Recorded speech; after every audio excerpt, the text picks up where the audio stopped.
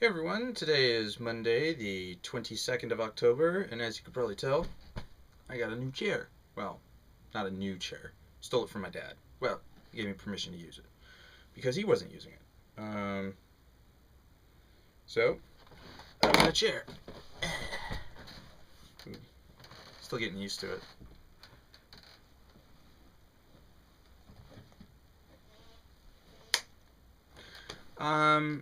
So I spent the last few days playing Star Trek Online, but last night I hopped into XCOM for a little bit, and I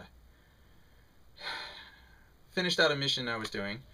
It went sideways pretty quickly. Um, it's very nerve wracking to have three chrysalids wander by, get their free move because they got found out, and walk all three right up in front of your one of your support soldiers. And it wasn't. It was remedied pretty quickly, but I wasn't a fan of it. What I did is I had my heavy across the room from the three chrysalids lay down suppressing fire on the center one, and his ability allows it to go out a couple of tiles from the center. And he dealt damage to all three of them because that's his special ability. And then I had my other support soldier throw a grenade that hit the chrysalids but not my support soldier. And I wiped all three of them in a single go.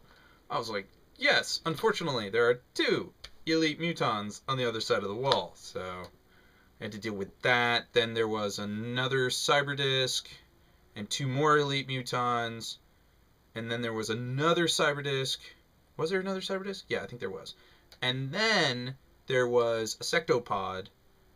That was a pain in the ass. And then there was an ethereal and his elite muton bodyguard. But once I bagged the ethereal, that was it. So I am pretty much knocking on the final mission's front door in that save, and I already have ideas about what to do in my next game.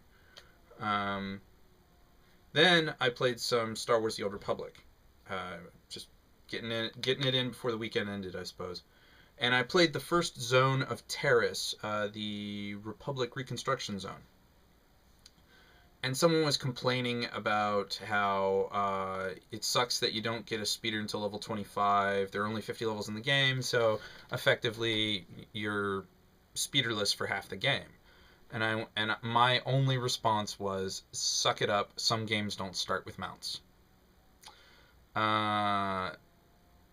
Thinking, in my mind, citing Star Wars Galaxies, you didn't start with mounts when the game launched. Hell, you barely started with fast movement. Like, you had the burst run ability, which you could use once every 5 minutes, and it lasted like 3 seconds or something stupid like that. I could look it up, but another game that did not start with mounts was Lord of the Rings Online. That one did not start with mounts.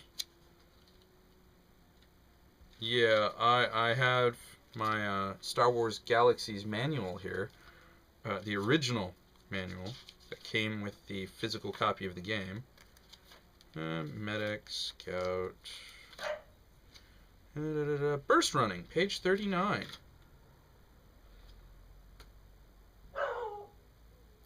To escape enemies or cover more ground, you can temporarily increase your speed for a short time using the burst running ability. Special ability. Every character begins the game with burst running, which is placed in the 5th slot in your toolbar, default F5 key.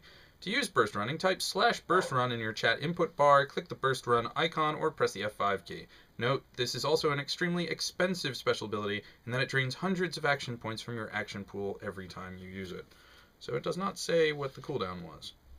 Alas. But that said, this game launched with no speeders, no personal modes of transportation whatsoever. And that kind of sucked.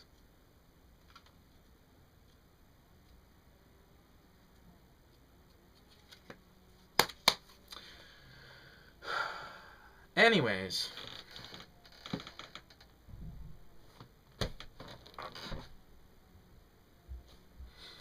So yeah, that's it for today, really. I've got a chore or two to do, and then I want to hop back into Star Wars. And then I need to make sure that I log into Stowe at around 8 o'clock to get my 8,000 dilithium a day, because the auto refinement thing does not work for me. I don't know why, it just doesn't. I filed a ticket on it and no one ever got back to me. So I'm not entirely sure what to do. So that's it. Until next time.